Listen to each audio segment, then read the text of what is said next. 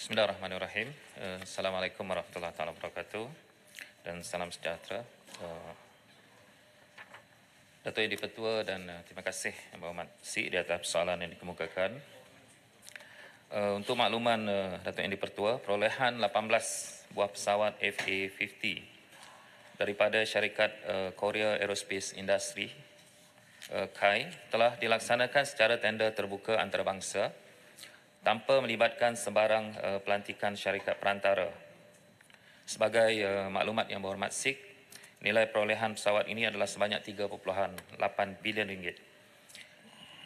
Perolehan pesawat ini juga berdasarkan kepada perancangan pihak TUDM sendiri, iaitu melalui Pelan Pembangunan Keupayaan TUDM 2055, iaitu CAP 55, yang mensasarkan untuk perolehan pesawat platform tunggal 2 tempat duduk yang berkemampuan melaksanakan tugas dwifungsi, iaitu pesawat sebagai pesawat latihan lanjutan fighter lead in trainer fleet untuk tujuan latihan bakal juruterbang pejuang, dan juga sebagai pesawat tempur ringan light combat aircraft LCA bagi keperluan operasi. Berdasarkan perancangan pesawat fleet LCA ini akan diguna pakai sehingga tahun 2045 berdasarkan polisi casting pesawat pejuang, serta akan melalui mid-life upgrade program, iaitu bagi memastikan ianya kekal beroperasi sehingga tahun 2055. Dan untuk makluman Datuk Yang di-Pertua, status kemajuan terkini pembinaan pesawat ini adalah 26.7%. Berdasarkan kepada jadual perolehan, 2 buah pesawat dijangka akan diterima pada suku ketiga tahun 2026, manakala pesawat selebihnya akan diterima secara berperingkat sehingga penghujung tahun 2027. Itu saja jawapan. Soalan tambahan Yang Berhormat. Terima kasih Datuk Tuan Betul. Terima kasih Yang Mak Menteri.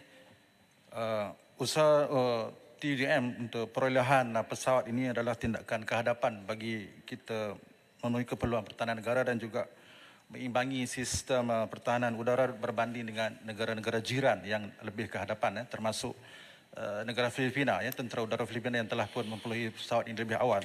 Jadi soalan saya, apakah kelebihan pesawat FA-50 ini dari segi kos, yang kedua spesifikasi dan juga keupayaan pesawat yang mungkin kita melihat yang telah digunakan oleh tentera udara Filipina, dan bagaimanakah perancangan kementerian untuk ke depan apabila perolehan ini yang dilihat akan dipenuhi sebanyak 36 buah pesawat untuk dilengkapkan.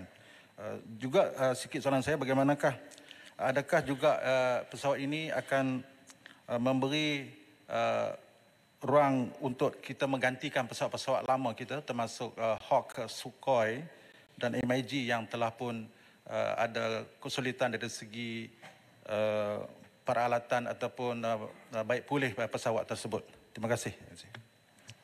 Yang Berhormat Menteri Pertahanan. Terima kasih Yang Berhormat Sik di atas persoalan yang dikemukakan. Pertama adalah tentang keupayaan pesawat ini. Kita tahu bahawa pesawat yang digunakan oleh Filipina daripada Blok 10 berbanding dengan kita FA-50 Blok 20. Kita tahu bahawa sudah barang pasti dia ada peningkatan, terutamanya dari segi keupayaan radar dan juga keupayaan kombatan yang kita gunakan bagi tujuan keupayaan ini. Begitulah juga kalau kita lihat macam tadi bila disebut tentang pesawat Hawk kita tahu bahawa keupayaan Hawk ini sehingga tahun 2028. Jadi sudah barang pasti ini adalah salah satu daripada kaedah yang kita gunakan bagi tujuan operasi kita dan juga bagi tujuan latihan. Sebab itu FA-50 ini bukan sahaja kita manfaatkan bagi tujuan kombatan, tetapi juga digunakan bagi tujuan latihan. Dan saya fikir bahawa fasa demi fasa kita akan melihat bahawa ini adalah fasa pertama FA-50, dan saya yakin bahawa melalui CAP 55 itu tentera udara kita sudah merancang sehingga tahun 2055, dan kita berharap supaya segala perancangan ini dapat kita laksanakan dengan baik. Itu saja. Silakan Yang Berhormat Batu Pahat untuk soalan tambahan. Berikutnya. Terima kasih Datuk Yang Timbalan Betul kepada Menteri.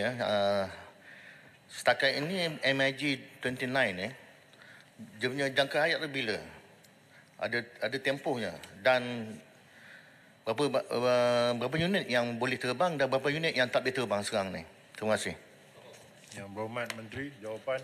Dia kalau kita lihat pesawat-pesawat kita, kalau kita tengok kepada kita ada dua model secara asas. Yang pertama kita ada Sukhoi dan juga F-18 yang disebut sebagai multi-role combat aircraft. Jadi kalau kita lihat penggunaannya lebih luas berbanding dengan apa yang kita sebut sebagai LCA ini. LCA ini adalah bagi tujuan menggantikan Hawk kita. Kerana dia macam saya sebut tadi, dia light aircraft dan dia bagi menggantikan juga proses latihan kita. Jadi kalau kita lihat, kita ada dua pesawat multi-role dan dalam masa yang sama kita ada light aircraft. Jadi ini kaedah yang kita gunakan bagi tujuan latihan dan juga bagi tujuan kombatan kita untuk pertahanan masa depan negara kita. Itu saja. Terima kasih Yang Berhormat Menteri. Soalan yang kelima, saya mempersilakan Datuk Haji Adnan bin Haji